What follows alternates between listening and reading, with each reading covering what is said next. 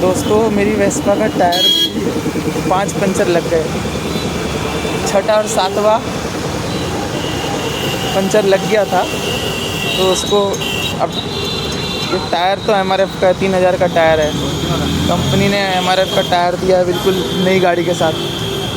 तो अभी भैया कह रहे या तो 3000 का बेटा टायर ले ले, या सीएट का 1500 का टायर ले ले, या फिर एक लास्ट उपाय है 300 रुपये दे के टायर को अंदर से सही करवा लो। तो ये अपना सस्ता वाला जुगाड़ी लगा रहे हैं 300 रुपये वाला। तो भैया देखो लगाने जा रहे हैं, लगा दिया भैया ने।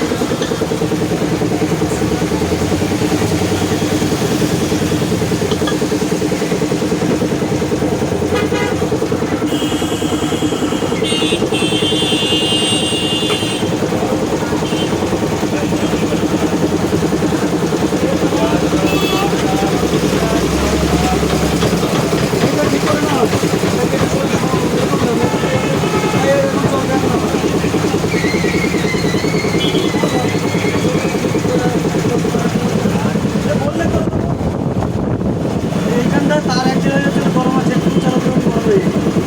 অ্যাক্সিডেন্ট হয়ে যাচ্ছে।